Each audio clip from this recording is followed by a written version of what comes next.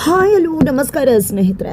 ಕೊನೆಗೂ ಇಲ್ಲಿ ಬಾಲ ತನ್ನ ಹೆಂಡತಿ ಕಾವೇರಿಯನ್ನ ಎಳ್ಕೊಂಡು ಮನೆಗೆ ಹೋಗ್ತಾ ಇದ್ರೆ ಈ ಕಡೆ ಸತ್ಯ ಪೊಲೀಸವರ ಕೈಲಿ ಲಾಕ್ ಆಗಿದ್ದಾರೆ. ಹಾಗಿದ್ರೆ ಏನಾಯ್ತು, ಏನ್ ಕತೆ, ಇದು ಎಲ್ಲವನ್ನ ಕೂಡ ತಿಳ್ಕೊಬೇಕು ಅಂದ್ರೆ ಈಗಲೇ ನಮ್ಮ ಈ ಚಾನಲ್ನ ಸಬ್ಸ್ಕ್ರೈಬ್ ಮಾಡಿ, ಹಾಗೆ ಒಂದು ವಿಡಿಯೋವನ್ನ ಪೂರ್ತಿಯಾಗಿ ನೋಡೋದನ್ನ ಯಾವುದೇ ಕಾರಣಕ್ಕೂ ಕೂಡ ಮರಿಬೇಡಿ.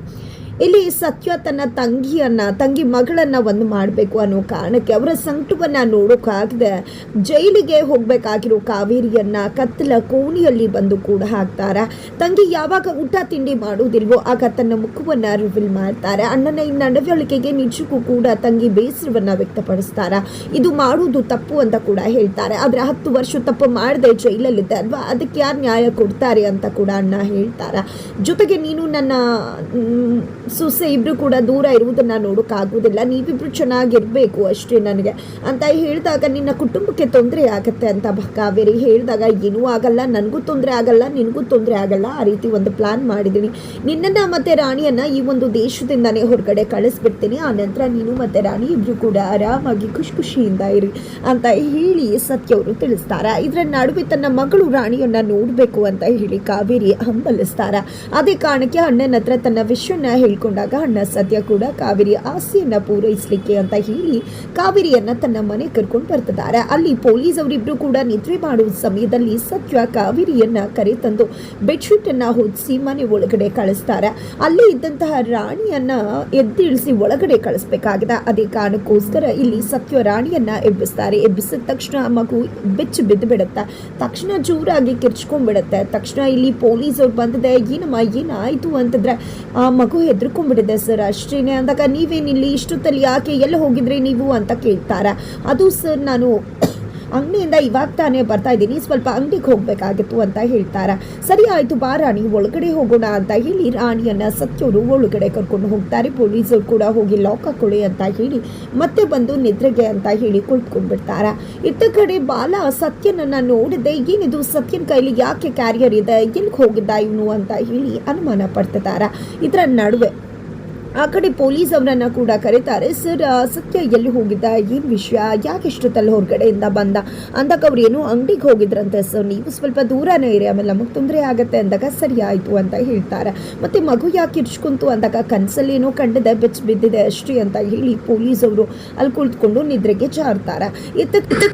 ರಾಣಿನ ಕರ್ಕೊಂಡು ಬಾಲವರು ಸತ್ಯವರು ರೂಮಿಗೆ ಬರ್ತಾರೆ. ಬರ್ತಿದ್ದಾಗೇನೆ ರೂಮಲ್ಲಿ ಕುಳಿತದಂತ ಅಮ್ಮನನ್ನ ನೋಡಿ ಅಮ್ಮ ಅಂತ ಹೇಳಿ ರಾಣಿ ಹೋಗಿ ಅಪ್ಕೋತಾಳೆ. ಅಮ್ಮ ಮಗಳು ಒಂದಾಗಿದ್ದನ್ನ ನೋಡಿದ್ದೆ ಸತ್ಯವರು ಖುಷಿ ಪಡ್ತಿದ್ದಾರೆ. ಮಗಳೇ ರಾಣಿ ಹೇಗಿದ್ಯಾ ಅಂದಾಗ, ಅಮ್ಮ ಎಲ್ಲಿ ಹೋಗಿದ್ದೆ ಅಮ್ಮ, ಇಷ್ಟು ದಿನ ನಿನ್ನ ನೋಡಿದೆ ಎಷ್ಟು ಗಾಬರಿ ಆಗಿತ್ತು ಗೊತ್ತಾ, ನೀನು ಆರಾಮಾಗಿದ್ಯಾ ಅಮ್ಮ ಅಂದಾಗ, ನಾನು ಚೆನ್ನಾಗಿದ್ದೀನಿ ಮಗಳೇ, ನೀನು ಹೇಗಿದೆಯಾ ಅಂತ ಹೇಳಿ ಮಗಳನ್ನ ವಿಚಾರಿಸ್ಕೊತಿದ್ದಾರೆ ಕಾವೇರಿ ಅವರು. ಜೋರಾಗಿ ಮಾತಾಡ್ಬಿಡಿ, ಸ್ವಲ್ಪ ಮೆಲ್ಲಗೆ ಮಾತಾಡಿ, ನಾನು ಹೊರಗಡೆ ನಿಂತು ಯಾರಾದರೂ ಬರ್ತಾರಾ ಅಂತ ನೋಡ್ತಿರ್ತೀನಿ ಅಂತ ಹೇಳಿದೆ. ಬಾಲ ಹೊರಗಡೆ ಹೋಗಿ ನಿಂತ್ಕೋತಾರೆ. ಅಮ್ಮ ಮಗಳು ಇಬ್ರು ಕೂಡ ಕಷ್ಟ ಸುಖವನ್ನ ಮಾತಾಡ್ತಿರ್ತಾರ. ಇತ್ತ ಕಡೆ ಬಾಲಗೆ ಸತ್ಯ ಬಗ್ಗೆ ಡೌಟ್ ಶುರುವಾಗಿದೆ. ಏನ್ ಮಾಡ್ತಿದ್ದಾನೆ ಸತ್ಯ, ಕ್ಯಾರಿಯರ್ ತಗೊಂಡು ಯಾಕೆ ಹೋಗಿದ್ದ ಅಂತ ಹೇಳಿ. ಈ ಕಡೆ ಸತ್ಯ ಅವರು ಹೊರಗಡೆ ಇದ್ದಾಗ ಅವ್ರ ಹೆಂಡತಿ ಸರಳ ಬರ್ತಾರೆ. ಏನ್ರಿ ಇದು ಇಷ್ಟೊತ್ತಲ್ಲಿ ನಿಂತಿದ್ರಲ್ಲ ಅಂದಾಗ ಬೆಚ್ಚಿ ಬಿದ್ದಂತ ಸತ್ಯ ಅವರು ಹೆಂಡತಿಯನ್ನ ಒಳಗಡೆ ಕಳಿಸ್ಬೇಕು ಅಂತ ಹೇಳಿ ಓಲೈಸೋಕೆ ಶುರು ಮಾಡ್ಕೋತಾರೆ. ಏನಪ್ಪಾ ನನ್ನ ಗಂಡ ಚಿನ್ನಾರನ್ನ ಅಂತ ಹೇಳ್ತಿದಾರಲ್ಲ ಅಂತ ಹೇಳಿ ಸರಳ ಅವ್ರಿಗೆ ಅಚ್ಚರಿ ಆಗತ್ತ. ಆಗ ಇಲ್ಲಿ ಏನೇ ನಿನ್ನನ್ನು ಪ್ರೀತಿಯಿಂದ ಮಾತಾಡ್ಸಿದ್ರು ತಪ್ಪ, ಹೋಗಿ ಮಲ್ಕೋ, ನಾನು ಹೋಗಿ ಮಲ್ಕೋತೀನಿ ಅಂತ ಹೇಳ್ತಿರ್ತಾರ. ಸರಿ ಆಯ್ತು ಅಂತ ಸರಳ ಹೇಳೋದಕ್ಕೂ ಅಲ್ಲಿಗೆ ಪೊಲೀಸ್ ಅವರು ಬಾಗಿಲು ತಟ್ಟೋಕೆ ಬರ್ತಾರೆ. ಫೈನಲಿ ಬಾಗಿಲು ತಟ್ಟಿದಂತ ಪೊಲೀಸ್ ಅವ್ರನ್ನ ತರಾಟೆಗೆ ತಗೋತೀನಿ ಅಂತ ಹೇಳಿ ಸರಳ ಅವರು ಡೋರ್ನ ಓಪನ್ ಮಾಡ್ತಾರೆ. ಏನ್ ಸರ್ ನೀವು ಇಷ್ಟೊತ್ತಲ್ಲೂ ಯಾಕೆ ತೊಂದರೆ ಕೊಡ್ತಿದ್ರ ಅಂತ ಕೇಳ್ತಾರ. ಏನು ಅಂದ್ರೆ ನಮ್ಗೆ ಹೆಣ್ಮಕ್ಳ ಧ್ವನಿ ಕೇಳಿಸ್ತು, ಅದೇ ಕಾರಣಕ್ಕೆ ನಾವು ಬಂದ್ವಿ, ನಾವು ಮನೆಯನ್ನ ಚೆಕ್ ಮಾಡಬೇಕು ಅಂತಾರೆ. ಒಂದು ಕ್ಷಣ ಬೆಚ್ಚಿ ಬೀಳ್ತಾರೆ ಸತ್ಯವರು, ಏನಪ್ಪಾ ಇದು ಅಂತ ಹೇಳಿ. ತದನಂತರ ಕಾವೇರಿ ಇದ್ದಂತ ರೂಮ್ಗೆ ಹೋಗ್ತಾರೆ, ಸರ್ಚ್ ಮಾಡ್ತಾರೆ, ಯಾರು ಕೂಡ ಇರುವುದಿಲ್ಲ. ಹೇಗಪ್ಪ ಇದು ಸಾಧ್ಯ, ಈಗ ತಾನೇ ರಾಣಿ ಮತ್ತೆ ಕಾವೇರಿ ಅಲ್ಲೇ ಇದ್ರು, ಕ್ಷಣ ಮಾತ್ರದಲ್ಲಿ ಪೊಲೀಸ್ ಅವ್ರು ಬಂದ ತಕ್ಷಣ ಇಲ್ಲ ಅಂದ್ರೆ ಹೇಗೆ ಅಂದ್ರೆ ಆಲ್ರೆಡಿ ಸತ್ಯ ಅವರು ತನ್ನ ತಂಗಿ ಹತ್ರ ಬಂದಿದ್ದೆ, ಪೊಲೀಸ್ ಅವ್ರಿಗೆ ಅನುಮಾನ ಬಂದಿದೆ, ಬರ್ತಿದ್ದಾರೆ, ಮೊದಲು ನೀನು ಹಿಂದೆ ಬಾಗ್ಲಿಂದ ಹೊರಟೋಗ್ಬಿಡು, ಅಲ್ಲಿ ಅಂಗಡಿ ಹತ್ರ ಇರು, ಎಲ್ಲೂ ಹೋಗ್ಬೇಡ, ಅಷ್ಟರಲ್ಲಿ ನಾನು ಬರ್ತೀನಿ ಅಂತ ಹೇಳಿರ್ತಾರೆ.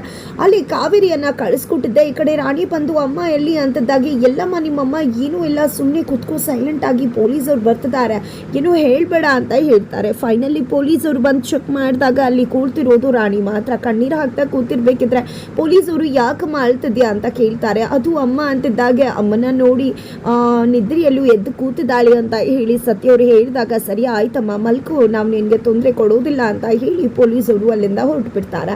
ನಂತರ ಇಲ್ಲಿ ರಾಣಿ, ಮಾಮ ಅಮ್ಮ ಎಲ್ಲಿ ಮಾಮ, ಇಷ್ಟೊತ್ತು ಇಲ್ಲೇ ಇದ್ಲಲ್ಲ ಮಾಮ ಅಂದಾಗ, ಯಾವಮ್ಮ ಏನು ಸುಮ್ಮನೆ ಏನೋ ಕನ್ಸಲ್ಲಿ ಕಂಡಿದ್ಯಾ ಅನ್ಸುತ್ತೆ ನೀನು ಅಂತ ಹೇಳಿ ರಾಣಿ ಬಳಿನೇ ಸುಳ್ಳು ಹೇಳುವುದಕ್ಕೆ ಮುಂದಾಗ್ತಾರೆ ಸತ್ಯವರು. ಬಟ್ ಇಲ್ಲ ಮಾಮ, ನಾನು ನಿಜಾನೇ ನೋಡಿದೆ ಮಾಮ, ನೀನೇ ಕರ್ಕೊಂಡು ಬಂದಿಯಲ್ಲ ಅಂತ ಹೇಳಿ ನಡೆದದ್ದು ಎಲ್ವನ ಹೇಳ್ತಿದ್ದಾಳೆ. ಬಟ್ ಸತ್ಯ ಮಾತ್ರ ಅದನ್ನ ಕನಸು ಅಂತ ಹೇಳಿ ಸುಮ್ಮನಿರಿಸ್ತಿದ್ದಾರೆ.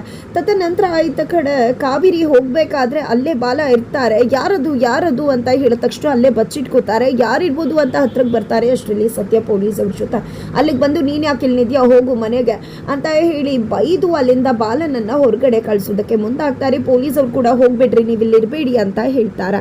ನಂತರ ಪೊಲೀಸ್ ಮತ್ತೆ ಬಾಲ ಅಲ್ಲಿಂದ ಹೋಗ್ತಿದ್ದಾಗೇನೆ ಕಾವೇರಿಯನ್ನ ಕರ್ಕೊಂಡು ಅಲ್ಲಿಂದ ಹೊರಟ್ಬಿಡ್ತಾರೆ ಸತ್ಯ ಅವರು. ಇಲ್ಲಿ ಬಾಲಾಗೆ ಸತ್ಯ ಮೇಲೆ ಅನುಮಾನ ಜಾಸ್ತಿ ಆಗಿದೆ. ಅದೇ ಕಾರಣಕ್ಕೆ ನನಗೆ ಯಾಕೋ ಸತ್ಯ ಬೇರೆ ಏನೂ ಗೊತ್ತಿಲ್ದಾಗೆ ಮಾಡ್ತಾ ಇದ್ದಾನೆ ಅಂತ ಅನುಮಾನ ಶುರುವಾಗಿದೆ ಅಂತ ತನ್ನ ಫ್ರೆಂಡ್ ಗೂಗ್ಲಿ ಹತ್ರ ಕೂಡ ಹೇಳ್ಕೊತಾರೆ. ತದನಂತರ ಬೆಳಿಗ್ಗೆ ಆಗತ್ತೆ. ಬೆಳಿಗ್ಗೆ ಆಗ್ತಿದ್ದಾಗೆ ಸಾರಿಕಾ ಬಂದು ಬಾಲ ಮನೆಯನ್ನ ಅಚ್ಚುಕಟ್ಟುಗೊಳಿಸಿದಾಳೆ. ಏನಿದು ಸಾರಿಕಾ, ನನ್ನ ಮನೇನ ಇದು ಅಂತ ಅನುಮಾನ ಬರ್ತದೆ ಅಂತ ಹೇಳಿ ಬಾಲ ಹೇಳಿದಕ್ಕೆ, ಹೆಣ್ಮಕ್ಳು ಇದ್ರೆ ಇದೇ ರೀತಿ ಇಟ್ಕೊಳ್ಳೋದು ಅಂತ ಕಾವೇರಿ ಇದ್ದಾಗ್ಲೂ ಕೂಡ ಇದೇ ರೀತಿ ಇಟ್ಕೋತಾ ಇದ್ಲು. ಹಾಸಿಗೆ ಮೇಲೆ ಒಂದು ಬಟ್ಟೆ ಹಾಕಿದ್ರು ಕೂಡ ಬೈದ್ ಬಿಡ್ತಾ ಇದ್ಲು ಗೊತ್ತಾ ಅಂತ ಹೇಳಿ ಬಾಲ ತಿಳಿಸ್ತಾರೆ. ಈ ಕಡೆ ಸಾರಿಕಾಗೆ ಕಾವೇರಿ ಅಂದ ತಕ್ಷಣ ಕೋಪ ಬರುತ್ತೆ. ಸರಿ ಆಯ್ತು ಬಾಲ, ನಿನ್ಗೋಸ್ಕರ ಕ್ಯಾಂಟೀನಿಂದ, ನಮ್ಮ ಕಾಲೇಜ್ ಕ್ಯಾಂಟೀನಿಂದ ಮಸಾಲೆ ದೋಸೆ ತರಿಸಿದ್ದೀನಿ. ಅಲ್ಲಿ ಮಸಾಲೆ ದೋಸೆ ಅಂದರೆ ನಿಂಗೆ ತುಂಬ ಇಷ್ಟ ಅಲ್ವಾ, ಹೋಗಿ ಫ್ರೆಶ್ ಅಪ್ ಆಗಿ ಬಾ ಅಂತ ಹೇಳಿ ಕಳಿಸ್ತಾರೆ. ಬಾಲ ಹೋಗಿ ಫ್ರೆಶ್ ಅಪ್ ಆಗಿ ಬರಬೇಕಾದ್ರೆ ಡಸ್ಟ್ಬಿನ್ನಲ್ಲಿ ಅವರ ಒಂದು ಫೋಟೋವನ್ನು ಸುಟ್ಟು ಹಾಕಿರೋದನ್ನು ನೋಡ್ತಾರೆ. ಅದನ್ನು ನೋಡಿದ್ದೆ ನಿಜಕ್ಕೂ ಬಾಲಾಗೆ ಅಚ್ಚರಿ ಆಗತ್ತೆ. ಯಾರಿದು ಸುಟ್ಟು ಹಾಕಿರೋದು?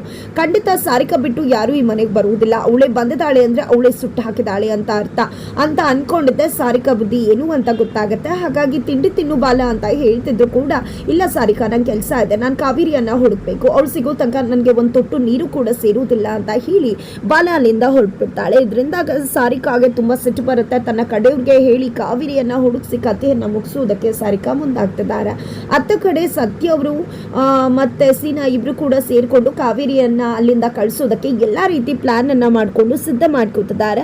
ಫೈನಲಿ ಏನೇನು ಬೇಕು ಅನ್ನೋ ಎಲ್ಲವನ್ನ ಕೂಡ ಸ್ಲಿಪ್ ರೆಡಿ ಮಾಡ್ಕೊತಿದ್ದಾರೆ. ಅದೇ ಟೈಮ್ಗೆ ಪೊಲೀಸ್ ಅವರು ಅಲ್ಲಿಗೆ ಬರ್ತಾರೆ. ಪೊಲೀಸ್ ಅವ್ರು ಬಂದ ತಕ್ಷಣ ಸೀನಾ ಮತ್ತೆ ಸತ್ಯ ಇಬ್ರು ಕೂಡ ತಬ್ಬಿಬ್ಬಾಗಿದೆ. ಅಲ್ಲೇ ಹಾಸಿಗೆ ಕೆಳಗಡೆ, ಸೋಫಾ ಕೆಳಗಡೆ ಆ ಚೀಟಿಯನ್ನ ಇಟ್ಬಿಡ್ತಾರೆ.